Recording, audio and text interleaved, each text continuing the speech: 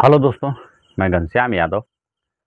देखिए दिया गया है करा कि 500 रुपया का 2 वर्षों में 2 विभिन्न बैंकों से प्राप्त ब्याज में 2.50 अर्थात ₹2.50 का अंतर है। उनकी ब्याज दरों में कितने का अंतर है? दोस्तों देखिए प्रश्न दिया करा 500 रुपया का, यानी मूलधन 500 रुपया है। क्या करा 2 वर्ष में 2 विभिन्न बैंकों से, 2 विभिन्न बैंक का अर्थ है कि 2 अलग-अलग बैंकों से प्राप्त ब्याज, 2 अलग-अलग बैंकों से जो ब्याज जो प्राप्त होता है, ₹2.50 का अंतर आ जाता है। 500 रुपया एक बैंक में और 500 रुपया ही दूसरे बैंक में जमा किए जाते हैं। 2 वर्षों के बाद जो है उनका ब्याज का जब अंतर आता है, ब्याज जब दोनों प्राप्त होते हैं तो उनमें ₹2.50 का अंतर आ जाता है। तो कह रहा है कि उनकी ब्याज दरों में कितने का अंतर, यानी दोनों बैंक किस ब्याज दर से जो है ब्याज आपको दिए हैं। एक बैंक ने क्या दर लगाया, दूसरे ने क्या दर लगाया, तो वही आपसे पूछ रहा है कि कितने का अंतर है, दोनों के ब्याज के दरों में अंतर कितना है। तो देखिए हम लिखेंगे इसको मूलधन, पहले बायोडाटा लिख लेंगे इसका हम, मूलधन इस प्रकार से मूलधन बराबर कितना है, 500 रुपया है। समय दोनों में सेम लग रहा है, यानी 2 वर्ष के बाद ही, 2 वर्ष। कह रहा है कि अंतर ब्याज का कितना आता है, ₹2.50। यहाँ लिख लीजिए ब्याज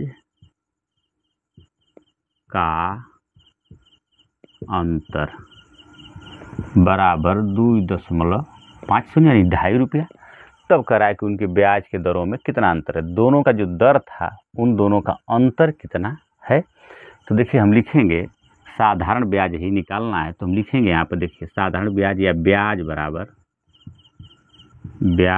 बराबर होता है मूलधन गुणित दर गुणित समय अब बटा के 100। तो देखिए ब्याज दर में अंतर दिया, ब्याज का अंतर दिया है, तो हम लिखेंगे मूलधन 500 रुपया था, गुणित दर क्या है, अज्ञात है साथ, अर्थात मान लेंगे पहला बैंक जो R1 दर से दिया और दूसरे को R2 मान लेंगे, समय 2 ही साल था, बटा के 100। तो ये देखिए एक बैंक का फर्स्ट बैंक क्या और सेकेंड बैंक का उसी तरह लिख लीजिए, तो लिख सकते हैं आप 500 गुणित R2, यहाँ लिखना पड़ेगा, दूसरे बैंक का क्या लिख लेंगे दर उसका R2, गुणित 2 ही वर्ष के लिए बटा के 100। देखिए इसको कटा सकते हैं, 100 पच्चे 500, 100 पच्चे 500। यहाँ पर देखिए लिखेंगे आप 5 गुणा करेंगे 2 में तो 5 दूना के 10 R1, यहाँ आप गुणा कर लेंगे तो 5 दूना के 10 R2। तो देखिए अब यहाँ पर दोनों बैंकों का जो है ब्याज दर निकल गया आपका 10 R1 और 10 R2। तो कह रहा है कि उनका अंतर कितना है, ₹2.50 का है। तो देखिए हम लिखेंगे यहाँ पर 10 R1 माइनस 10 R2 बराबर ₹2.50। देखिए यहाँ से हम निकाल लें, इसको कॉमन ले लें, 10 को आप कॉमन लेंगे तो आपका हो जाएगा R1 माइनस R2 बराबर 2.50, या आप लिख लेंगे R1 माइनस R2 बराबर 2.50, आप बटा के 10। अब देखिए इसमें भाग देने में अगर आपको दिक्कत समझ में आती है कि भाग कैसे हम देंगे, तो क्या कर लेंगे, इसमें 100 से गुणा कर लेंगे, नीचे भी 100 से गुणा करना पड़ेगा, जैसे देखिए बता देते हैं 100 से गुणा करेंगे, क्यों, क्योंकि दशमलव के दाईं तरफ 1 2 अंक है तो इसमें 100 से गुणा करते हैं, यानी कि दशमलव की जगह पे 1 मानिए, इधर 1 2 अंक है, 2 अंक है तो 2 जीरो लिखते हैं। तो अगर अंश में आप गुणा करेंगे तो आपको हर में भी करना पड़ेगा। तो अब देखिए जब 2.5 में 100 से गुणा कर देंगे तो ये हो जाएगा 250। अब बटा के देखिए 100 में 10 से गुणा करेंगे तो आपका हो जाएगा 1000, 1 शून्य से 1 शून्य कट जाएगा।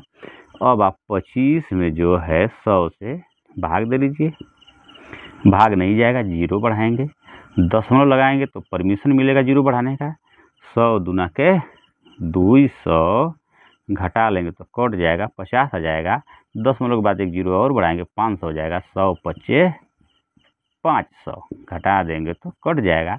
अर्थात आपका आ गया कितना 0.25, अतः R1 माइनस R2 का मान 0.25% होगा। देखिए यही है, करा ब्याज दरों में कितने का अंतर है।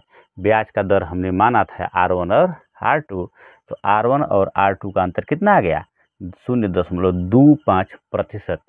0.25 का प्रतिशत का अंतर था दोनों बैंकों के दरों में, इसीलिए जो है 2.5 रुपये का अंतर प्राप्त हुआ।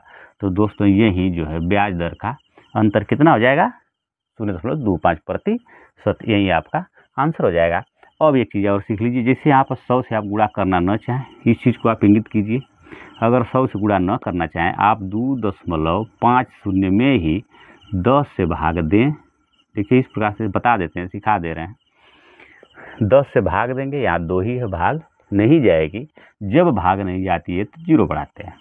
0 बढ़ाने के बाद आगे जब बढ़ेंगे तो यहाँ देख रहे हैं हम कि दशमलव है। दशमलव हमें क्या कर रहा है, रोक रहा है कि भाई आप आगे कैसे बढ़ोगे।